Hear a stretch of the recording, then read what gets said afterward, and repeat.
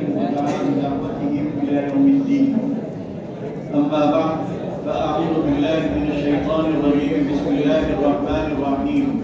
إنه من يتقي ويصبر فإن الله لا يضيع أجر المحسنين.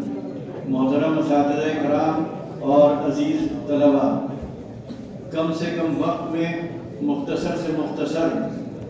جو بات کہی جا سکتی ہے وہ سورہ یوسف کی اس آیت کی روشنی میں کی جا سکتی ہے۔ سورہ یوسف آپ حضرات پڑھتے رہتے ہیں، یوسف علیہ السلام کا تذکرہ بھی سنتے رہتے ہیں، اور شاید ہی کوئی شخص ہو جو ان حالات سے واقف نہ ہو جن حالات سے یوسف علیہ السلام کو گزارا گیا۔ آپ کی جو عمر ہے، یوسف علیہ السلام کی بھی کل یہ عمر تھی، وہ بھی ایک معصوم بچے تھے، اور ان کے وہ بھائی جو مددگار ہو سکتے تھے، ان کے معاون ہو سکتے تھے، ان کے ہمدرد اور ان کے خیرخواہ ہو سکتے تھے، اور ان کی خوشیوں کے ضامن ہو سکتے تھے، وہی بھائی ان کے خون کے پیاسے اور ان کی جان کے دشمن ہو جاتے ہیں۔ اس کے بعد جو واقعہ پیش آتا ہے کہ جس طرح ان کو کنویں میں ڈالا گیا اور پھر کتنے دن وہ کنویں میں رہے یہ ہم آپ نہیں جان سکتے، لیکن بہرحال ایک قافلہ وہاں سے گزرتا ہے اور پانی لینے کے لیے ڈول کنویں میں ڈالتا ہے۔ اب آپ ذرا سوچئے کہ اس جنگل میں ایک کنویں میں جہاں پر درخت اتنے بڑے بڑے رہے ہوں گے کہ کنویں میں دن میں بھی رات کا سما ہوتا ہوگا، کس بے قراری کے ساتھ وہ ڈول پکڑتا ہوگا اور کس امید کے ساتھ وہ ڈول پکڑ کر کنویں کے باہر آتا ہوگا، لیکن اس کے بعد بھی اس کی آزمائشوں کا یہ سلسلہ ختم نہیں ہوتا، اور وہ تاجروں کا وہ قافلہ بہت خوش ہوتا ہے کہ ایک حسین بچہ اس کو مل گیا، اور وہ نیلامی کی اس منڈی میں جا کر اس بچے کو بڑے اچھے دام میں فروخت کرے گا۔ یوسف علیہ السلام کی زندگی کا یہ غلامی کا دور شروع ہوتا ہے اور ان کو بازار میں بیچا جاتا ہے، اور اس دور کے بعد یا اس مرحلے کے بعد جو ایک کسی بھی انسان کے لیے سخت ترین آزمائش ہو سکتی ہے، وہ آزمائش اب ان کے سامنے آتی ہے، اور وہ آزمائش اتنی خطرناک ہے اور اتنی گویا مشکل میں ڈالنے والی ہے، اور اتنا بڑا ان کا اس آزمائش کے ذریعے امتحان لیا جا رہا ہے کہ ہم آپ سوچ بھی نہیں سکتے کہ اس میں ہم آپ پورے بھی اتر سکتے ہیں۔ یوسف علیہ السلام کے پیچھے ایک خاتون پڑتی ہے، ایک عورت پڑتی ہے جو خوبصورت بھی ہے، جوان بھی ہے، اور گویا ان کی مالکن ہے، وہ جس کے ہاتھ میں سب کچھ ہے۔ اگر وہ اس سے تعلق بنا لیتے، اس کے ساتھ تعلقات اچھے کر لیتے، تو ایک وہ بچہ جو گھر سے اس طرح نکالا گیا، کنویں میں ڈالا گیا، پھر غلام بنا کر اس کو بیچا گیا، اس کے دل میں کیسے کیسے جذبات ہوں گے، کیا کیا خیالات ہوں گے۔ وہ بھی چاہتا ہوگا ایک اچھی زندگی گزارے، خوشحال زندگی گزارے، آزادی کے ساتھ وہ بھی سانس لے، وہ بھی اپنے ارمان پورے کرے، وہ بھی دنیا کی خوشیاں بٹورے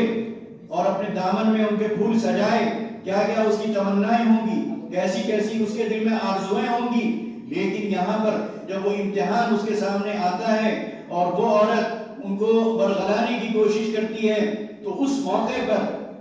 وہ کیا کہتے ہیں؟ قال رب السجن احب الی مما یدعوننی الیہ، کہ اے میرے پروردگار، جس چیز کی طرف یہ عورتیں مجھے دعوت دے رہی ہیں اس سے بہتر میرے لیے جیل ہے، اس پر میں ترجیح دوں گا جیل جانے کو، جیل میں اپنی زندگی گزارنے کو۔ کہاں ان کی ایک زندگی کنویں میں گزر رہی تھی، بڑی مشکل سے کنویں سے نکلے تھے، لیکن وہ اس امتحان میں اپنے کو ثابت قدم رکھنے کے لیے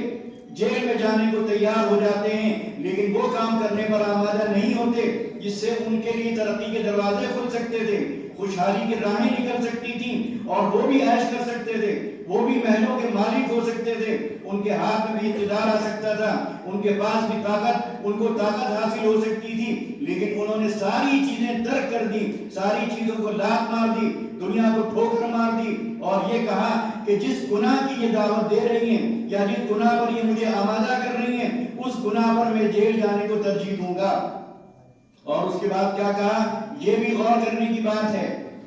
کہ یوسف علیہ السلام یہ کہہ سکتے تھے کہ میں یعنی اپنے تقوی پر بھروسہ کرتے ہوئے، اپنی نیکی پر بھروسہ کرتے ہوئے، اپنی ایمانی طاقت پر بھروسہ کرتے ہوئے، اب بڑی خود اعتمادی کے ساتھ یہ کہہ سکتے تھے ان عورتوں کی کیا مجال، ان کی کیا ہمت، یہ کیسے مجھے بہکا سکتی ہیں، یہ مجھے کیسے غلط بات پر آمادہ کر سکتی ہیں. لیکن انہوں نے یہ نہیں کہا، کیونکہ یہ نبیوں کی شان ہے، تواضع،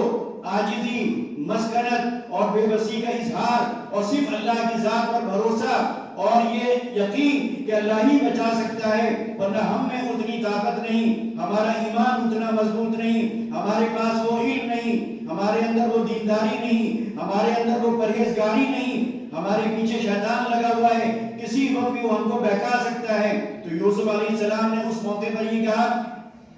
کہ اے میرے پروردگار، اگر تو نے مجھے ان کے مکر و فریب سے نہیں بچایا، تو نے نہیں بچایا،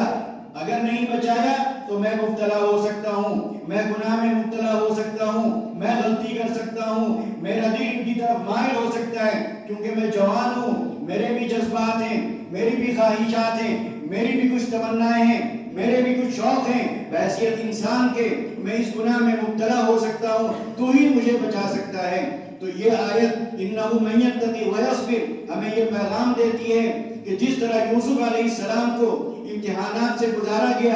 آزمائشوں سے گزارا گیا، ہم کو بھی گزارا جائے گا. ہمارے سامنے بھی اس طرح کے مراحل پیش آئیں گے، ہمارے سامنے بھی یہ مشکلات سامنے کھڑی ہوں گی. اگر کوئی چیز ہمیں بچا سکتی ہے، ان مشکلات سے بچا سکتی ہے اور کامیابی کے ساتھ ان مراحل سے ہمیں گزار سکتی ہے، تو وہ صرف خدا کا ڈر ہے، تقویٰ ہے، پرہیزگاری ہے، اور ہر وقت یہ خیال، اس خیال کا رہنا ہے کہ کوئی کام ایسا نہ ہو جائے جو خدا کو ناراض کرنے والا ہو. اگر ہم اپنے اندر یہ صفت پیدا کر لیں، تقوی والی، خدا سے ڈرنے والی، ہمارے دلوں میں خدا کی محبت اتنی پیدا ہو جائے کہ ہر وقت ہمیں یہ خیال رہے کہ کوئی کام ہم سے ایسا نہ ہو، کوئی حرکت ایسی نہ ہو، ہماری آنکھ کوئی ایسی حرکت نہ کرے، ہمارے کان کوئی ایسی حرکت نہ کریں، ہماری زبان کوئی ایسی حرکت نہ کرے، ہمارا دل کوئی ایسی حرکت نہ کرے، ہمارا دماغ کوئی ایسی حرکت نہ کرے کہ ہم سے خدا ناراض ہو جائے، خدا ہم سے روٹ جائے، خدا ہم سے دور ہو جائے. تو پہلی چیز تو ہمیں اپنے اندر تقوی کی یہ صفت پیدا کرنا ہے. اب اس کے بعد جب آپ تقوی کی یہ صفت اپنے اندر پیدا کریں گے تو ایسا نہیں ہے کہ تقوی کے بعد بس آپ کے لیے کامیابی کے دروازے کھل جائیں گے. بڑی مشکلات پیدا آئیں گی، مشکلات آپ کے سامنے آئیں گی. اس تقوی پر ثابت قدم رہنے کے لیے مشکلات پیش آئیں گی. اب یہاں پر اگر کوئی چیز آپ کے قدموں کو اس تقوی پر جما سکتی ہے تو وہ صبر ہے، برداشت ہے، تحمل ہے، اور ہر نقصان کو گوارا کر لینا ہے. تو آپ اپنے اندر، اور آپ ہی کیا، ہم سب اس کے محتاج ہیں. ہم سب کو اس آیت کو ہمیشہ اپنے سامنے رکھنا چاہیے. اگر یہ آیت ہمارے سامنے رہے گی، اس آیت پر عمل رہے گا کہ ہم تقوی کے ساتھ زندگی گزاریں گے، اور پھر تقوی کی راہ میں جو دشواریاں پیش آئیں گی، جو نقصانات ہم کو اٹھانے پڑیں گے، جو مصیبتیں ہمیں جھیلنا پڑیں گی، ان پر ہم صبر کریں گے، ان کو ہم برداشت کریں گے، ہنسی خوشی برداشت کریں گے، اجر و ثواب کی امید میں برداشت کریں گے، جنت کی لالچ میں برداشت کریں گے، دوزخ سے بچنے کی خاطر ان کو ہم برداشت کریں گے. تو انشاءاللہ ہم دنیا میں بھی سرخرو رہیں گے اور آخرت میں بھی سرخرو ہوں گے. وآخر دعوانا ان الحمدللہ رب العالمین.